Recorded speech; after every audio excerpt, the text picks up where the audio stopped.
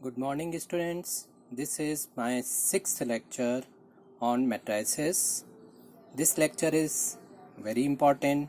In this lecture, we will learn what is elementary transformations on matrix, what is inverse of a matrix, and how to find out inverse using row and column elementary transformations. Okay, so this chapter is very important in the point of view that 6-mark questions were asked from this chapter. So we start our this chapter or this lecture with elementary transformations on a matrix.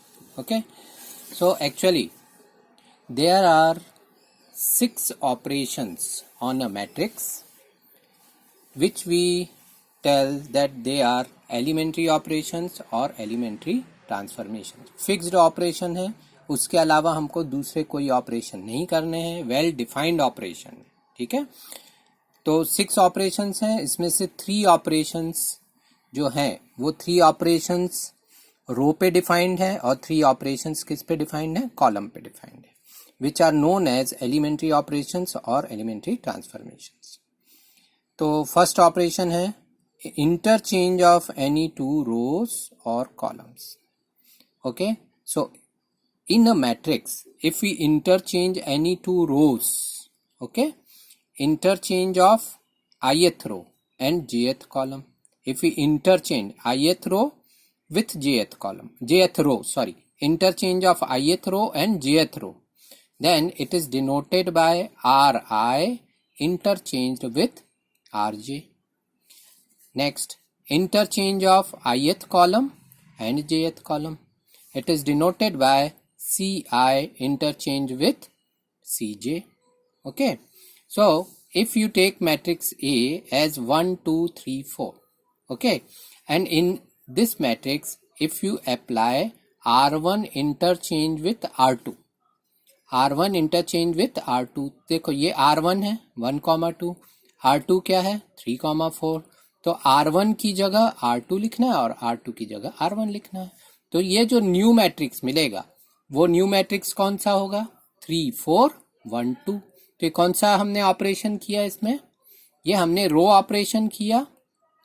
ठीक है, और first वाला interchanging any 2 रोज.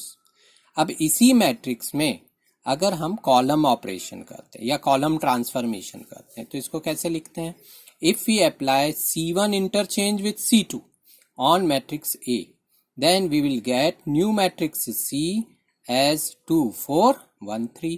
हमने क्या change किया, C1 interchange with C2, तो C2 को C1 की जगह लिखा, C1 को C2 की जगह लिखा. ठीक है, तो ये जो ट्रांसफॉर्मेशन है ये भी ट्रांसफॉर्मेशन है, पर इसको हम बोलेंगे elementary column transformation. So what we are doing, we are interchanging any 2 columns. ठीक है, नेक्स्ट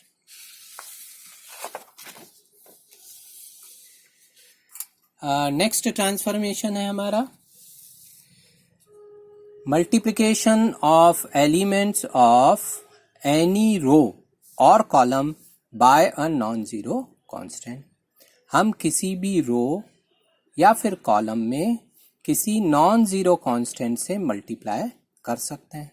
ठीक है, तो अगर हम मल्टीप्लाई करते हैं, ठीक है, मान लो हमने ith रो को किससे मल्टीप्लाई किया, k से, तो इसको डिनोट कैसे करेंगे, multiplication of each element of ith row by k not equal to 0 is denoted by ri replaced by k into ri.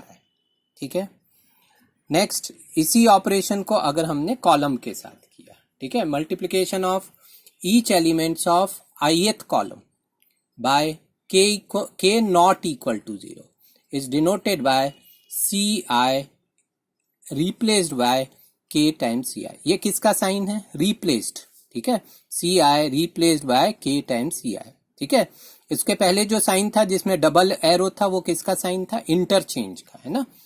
तो यहाँ पे देखो इसको हम अप्लाई करते हैं. If matrix is 1 2 3 4 5 6 7 8 9, r1 replaced by 2r1, then what we will get, we have to replaced R1 with 2 times R1, है ना। तो R1 के हर एक एलिमेंट को 2 से मल्टीप्लाई करना है, तो ये हो गया 2, 4 और 6। तो ये जो मैट्रिक्स बनेगा ये नया मैट्रिक्स है, and this matrix is obtain from matrix A by applying some elementary row transformation. Okay, so this transformation we are applying, ठीक है। वेल डिफाइंड ट्रांसफॉर्मेशन है, उसके अलावा और कोई ट्रांसफॉर्मेशन नहीं करना है। तो पहला ट्रांसफॉर्मेशन जो हमने पढ़ा था, we can interchange any two rows और एनी टू कॉलम्स। दूसरा ट्रांसफॉर्मेशन हमने क्या पढ़ा, in any row we can multiply each element of that row by a non zero constant, और we can multiply each element of any column by a non-zero constant, ठीक है। तो ये second transformation है। जैसे अगर हमने कॉलम ट्रांसफॉर्मेशन किया, C2 replace by 2 times C2, तो C2 क्या है, C2 हमारे पास क्या है ना, C2 इसका C2 जो है ना 8, 5 और 6, हमने किसको रिप्लेस किया, C2 replace by 2 times C2। तो यहाँ पे किसका 2 टाइम्स हो गया, C2 replace by 2 times C2। तो C2 क्या था यहाँ पे हमारे पास, 2, 5 और 8 था, और यहाँ 2, 8 और 14। एक्चुअल में यहाँ पे क्या आना चाहिए, C1 रिप्लेस बाय, है ना, C1 replace by 2 times C1, है ना, ये यहाँ पे करेक्शन है। C1 क्या है हमारा, ये है C1, 1, 4 और 7, ठीक है। और ये C1 को हमने किससे रिप्लेस किया, 2 टाइम्स C1 से, तो ये कितना हो गया, 2, 8 और 17। तो ये हो गया हमारा नेक्स्ट ट्रांसफॉर्मेशन। ओके, फिर इसके बाद है फिर से दूसरा जो थर्ड ट्रांसफॉर्मेशन है ना, थर्ड ट्रांसफॉर्मेशन ये बहुत इंपॉर्टेंट ट्रांसफॉर्मेशन है। थर्ड ट्रांसफॉर्मेशन है ना, थर्ड ट्रांसफॉर्मेशन क्या है, ये वाला ट्रांसफॉर्मेशन है ना, थर्ड वाला, the addition to the elements of any row और column the corresponding elements of any other row और column multiplied by any non zero number, ठीक है। पढ़ने में थोड़ा सा आपको समझने में टाइम लगेगा, पर यहाँ पे इससे आपको जल्दी समझ में आएगा। इन एनी रो, जैसे ये RI है, RI में हम किसी दूसरे रो के मल्टीपल को ऐड कर सकते हैं या सब्ट्रैक्ट कर सकते हैं, ये ख्याल रखना है, ठीक है।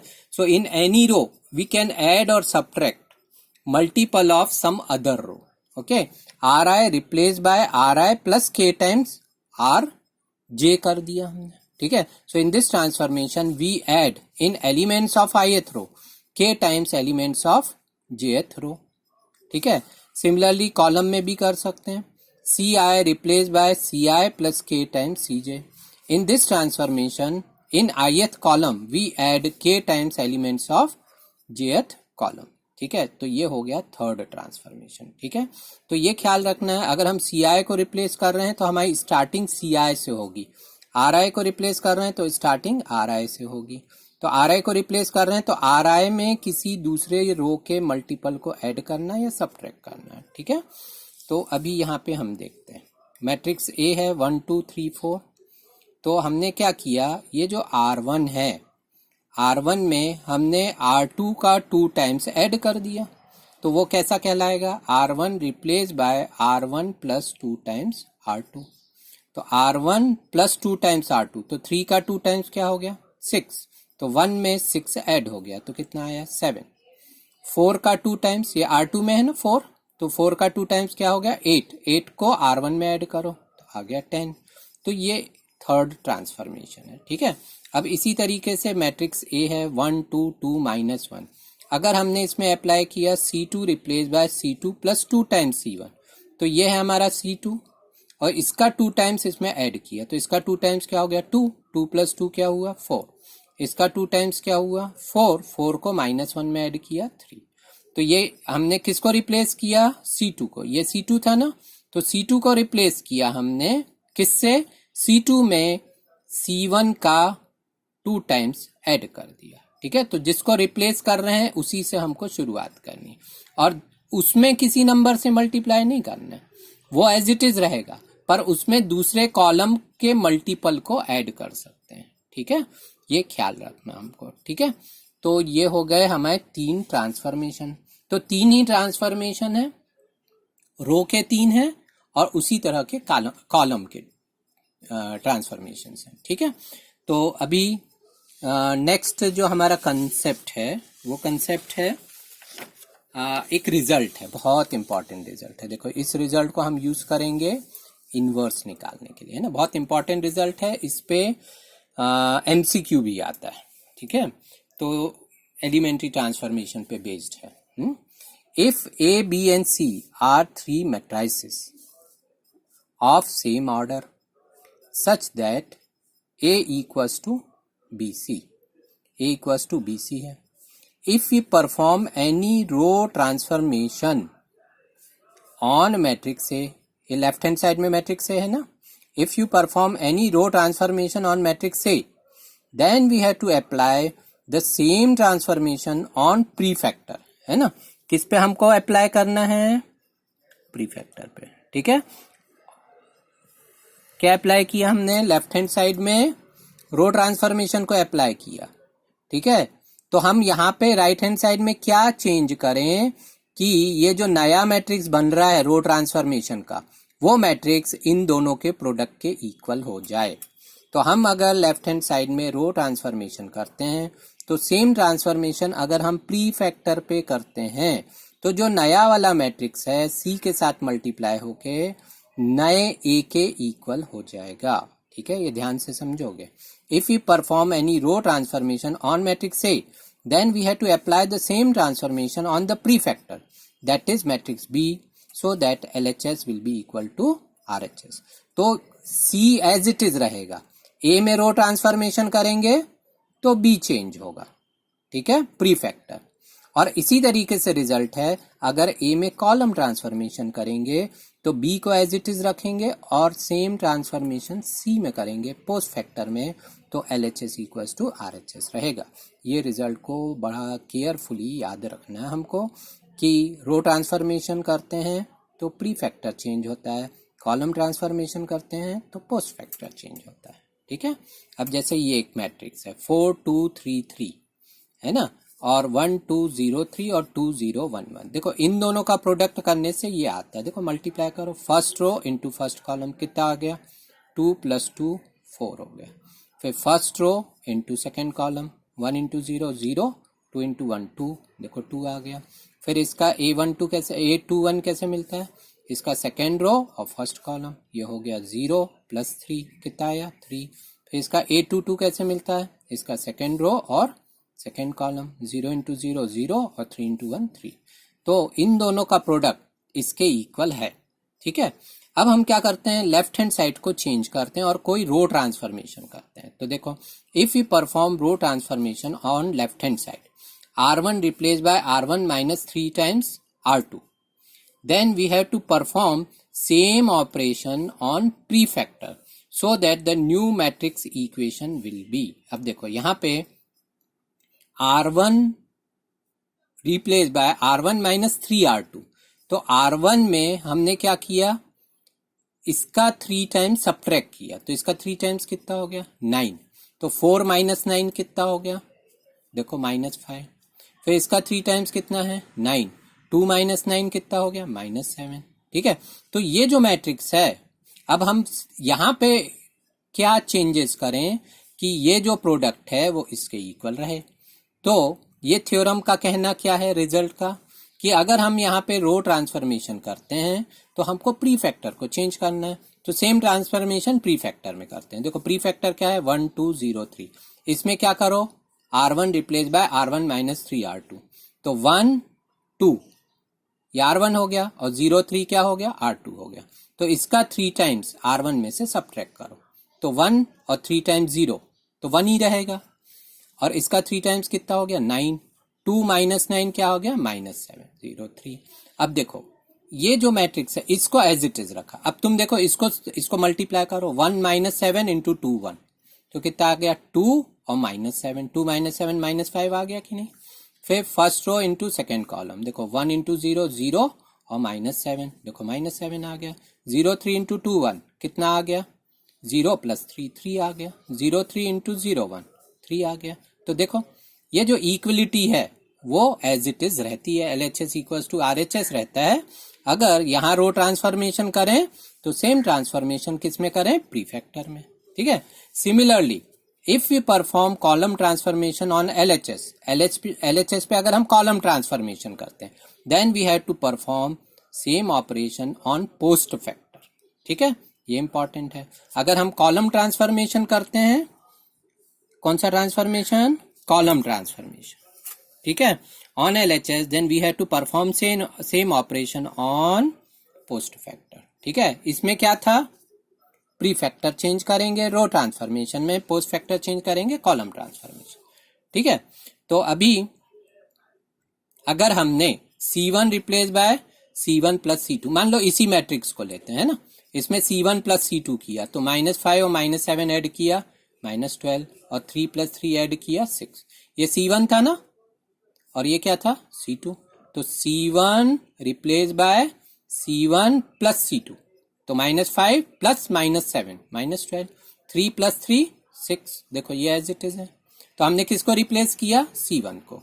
अब हम यहाँ पे क्या चेंज करें कि ये मैट्रिक्स के इक्वल हो जाए, तो हमने चूंकि कॉलम ट्रांसफॉर्मेशन किया है तो ये पोस्ट फैक्टर में करना हमको अप्लाई, और pre factor as it is रहेगा, देखो 1 -7 0 3 एज इट इज है, और C1 replace by C1 plus C2 यहाँ अप्लाई करो, 2 1 में 0 1 ऐड करो, 2 प्लस 0 2 और 1 प्लस 1 2 और 0 1, ये 0 1 as it is.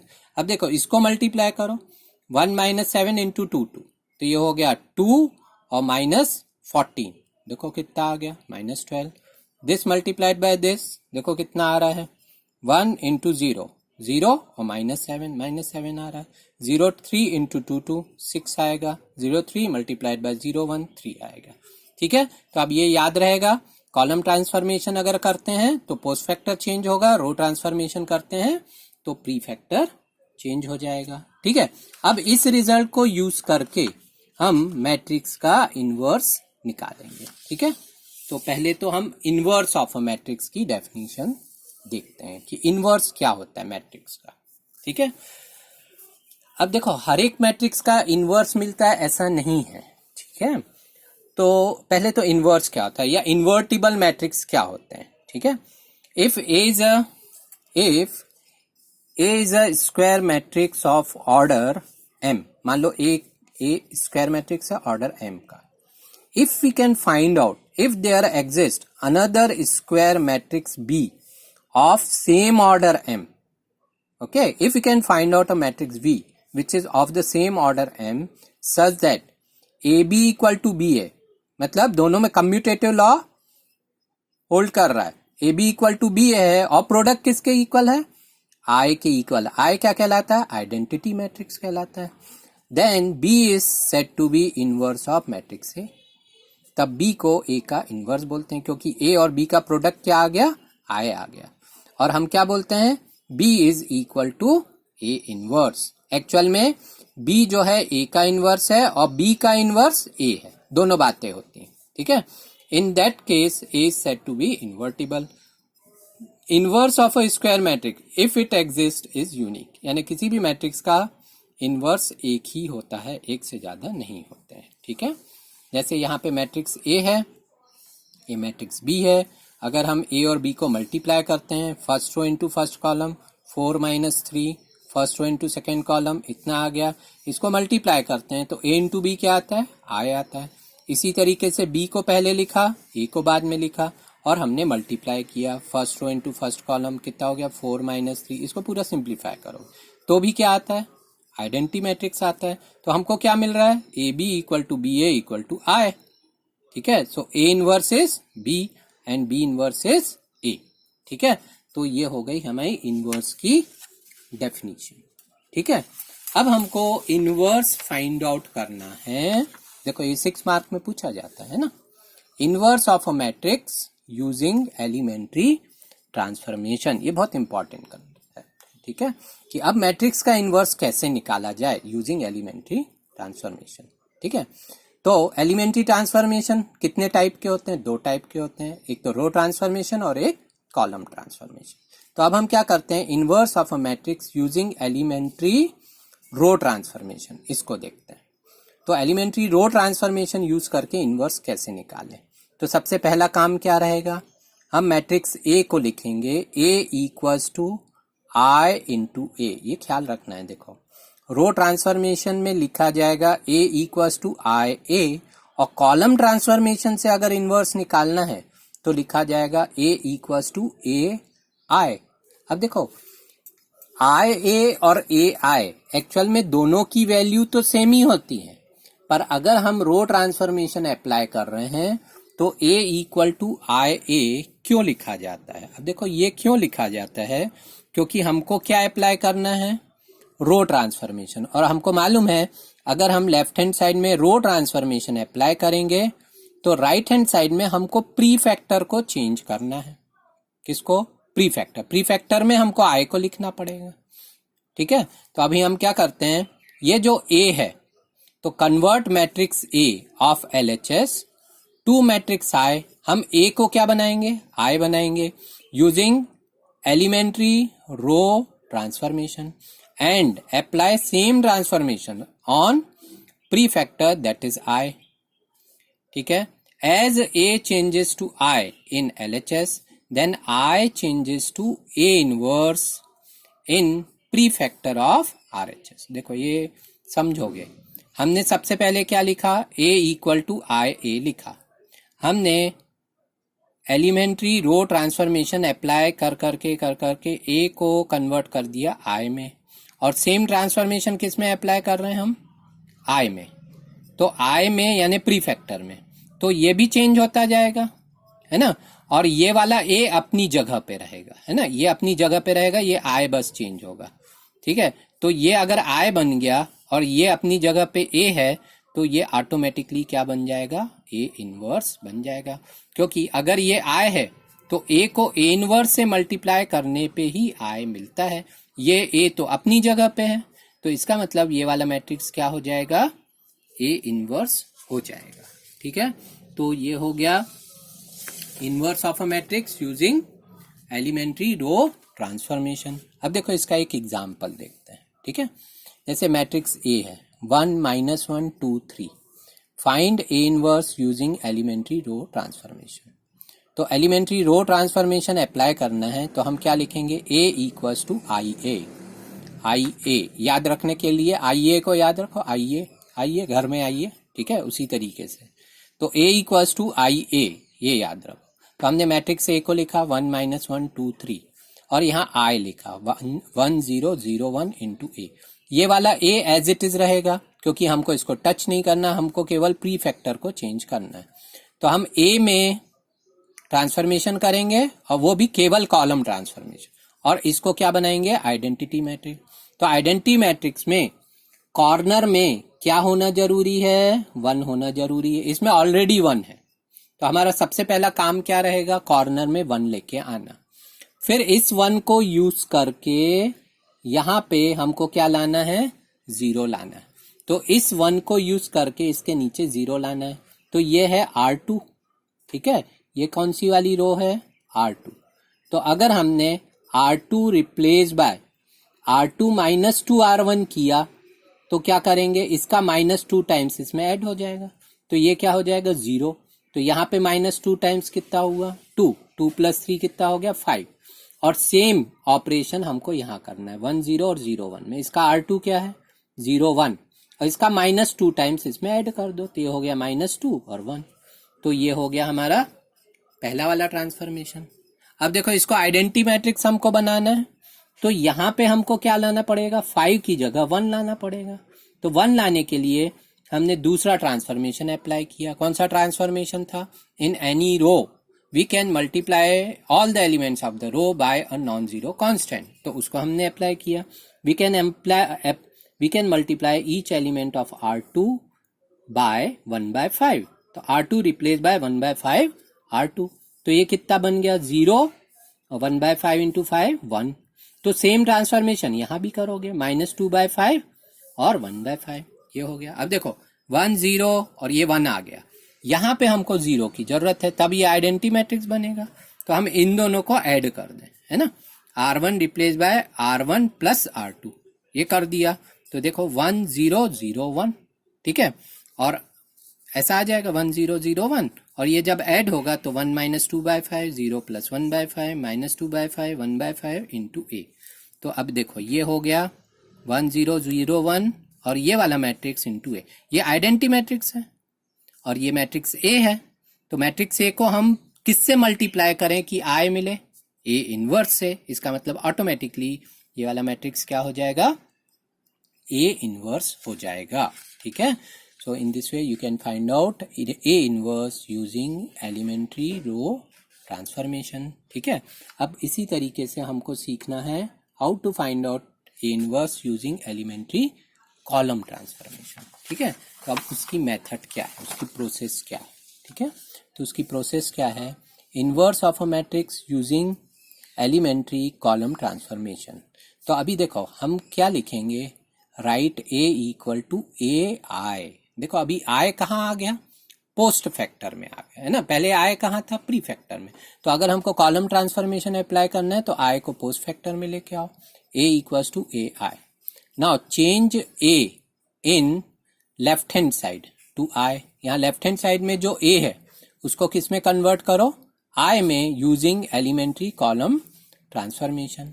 Apply same transformations on I post factor, then it will change to A inverse. ठीक है, ये जो ए है इसको हमने कन्वर्ट किया by applying elementary column transformation.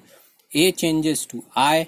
ठीक है, then I changes to A inverse. Apply same transformation to post factor I. ठीक है, तो ये मेथड हो गई कॉलम ट्रांसफॉर्मेशन की। How to find out A inverse using column transformation. अब इससे रिलेटेड एक क्वेश्चन करके हम देख लेते हैं। ठीक है, if A equals to 1 3 2 7 find A inverse using elementary column transformation. तो हमको क्या लिखना है? A equals to A I. तो ये ए है, ये ए है और ये आई है, 1 0 0 1। अब देखो इस 1 को यूज करके रो ट्रांसफॉर्मेशन में हमने नीचे 0 लाए थे, कॉलम ट्रांसफॉर्मेशन में हमको राइट साइड में 0 लाना है। ठीक है, तो अभी देखो C2 replace by C2 minus 3 times C1।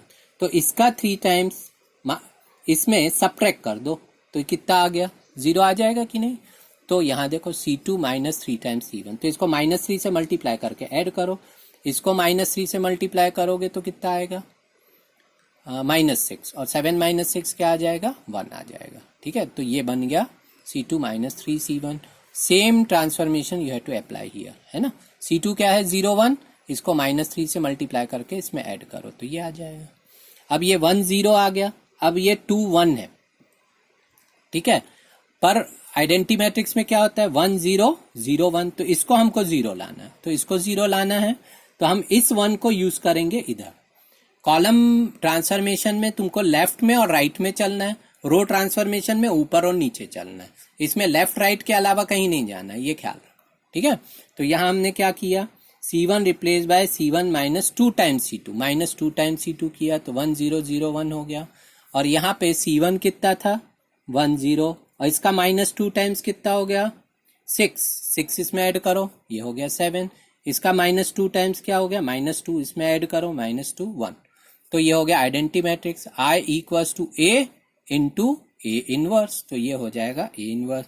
तो ये तरीका हो गया इनवर्स फाइंड आउट करने का using elementary column transformation and using elementary row transformation. अभी आपको एक्सरसाइज 3.4 है ना, 3.4 के क्वेश्चंस करने हैं। तो 3.4 के जितने भी क्वेश्चंस हैं है ना, यहाँ तक के तो आपको क्वेश्चंस आ ही जाने चाहिए, 14 तक के, है ना। तो ये पूरे क्वेश्चंस कर लोगे और एक नेक्स्ट लेक्चर में हम ऑर्डर 3 वाला जो मैट्रिक्स है उसका इन्वर्स निकालना बताएंगे, एलिमेंट्री रो ट्रांसफॉर्मेशन से या एलिमेंट्री कॉलम ट्रांसफॉर्मेशन से। ठीक है, एक बात और ख्याल रखना, कुछ क्वेश्चन ऐसे रहते हैं जिसमें पूरा का पूरा रो 0 हो जाता है। जैसे ये वाला क्वेश्चन जो था, इसमें जब हम ट्रांसफॉर्मेशन अप्लाई करते हैं, इसको आइडेंटिटी मैट्रिक्स बनाने की कोशिश करते हैं, तो कोई भी एक रो या कोई भी एक कॉलम अगर कंप्लीटली 0 हो जाता है, इसका मतलब उस मैट्रिक्स का इनवर्स एग्जिस्ट नहीं करता है। ठीक है, we have all zeros in the second row of left hand side matrix of the above equation, therefore P inverse does not exist. तो इस बात का ख्याल रखना है कि हर एक मैट्रिक्स इन्वर्टिबल होगा जरूरी नहीं है, ठीक है। तो आप ये एक्सरसाइज कर लोगे, ठीक है। फिर इसके बाद में हम इसके और आगे की कंसेप्ट बताएंगे। Okay, thank you.